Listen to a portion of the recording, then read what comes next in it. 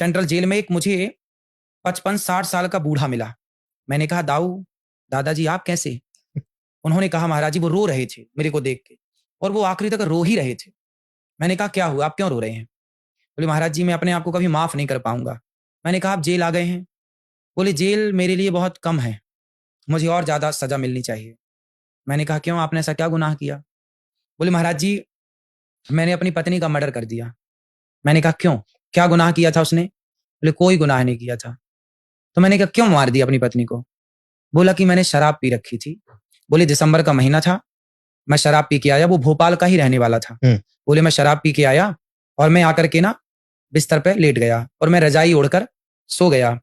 उसी दिन मेरी पत्नी ने कोई एग्जाम दिया होगा, उसका रिजल्ट आया, तो उसने मेरी रजाई खींची कि सुनो जरा वो लैपटॉप में देख दो मैं पास हुई कि नहीं, निकली कि नहीं, नंबर आए कि नहीं।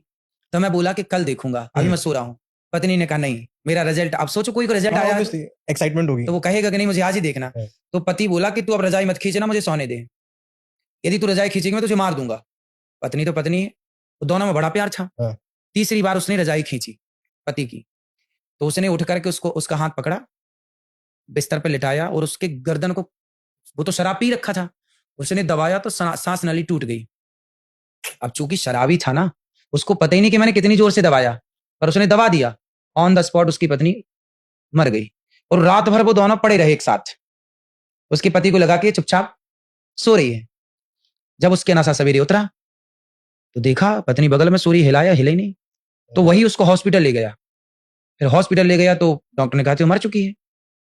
तो फिर वहां पे वो हो पोस्टमार्टम वगैरह हुआ तो पता चला कि सांस नली टूटी है, तो पता चला कि इसका तो गला दबाया गया, मर्डर है।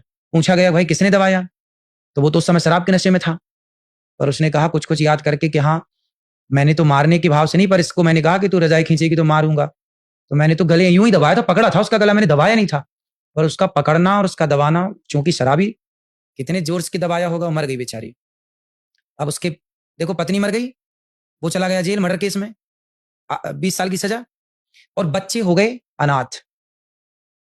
एक अच्छा खासा घर एक शराब की बोतल के कारण तहस नहस, आज तक वो आदमी रो रहा है जेल के अंदर। किसके कारण? ये शराब है। जो मैं कहता हूं शराब मत पिया करो, तो शराब साहब क्या ना कराती। इसलिए बड़े बुजुर्ग कह गए हैं शराब ना पियो, हंसती खेलती जिंदगी में आग लगाना है तो शराब पी लो। अब उसकी पत्नी तो मर गई, वो जेल चला गया, बच्चे हो गए अनाथ, कौन पढ़ाएगा?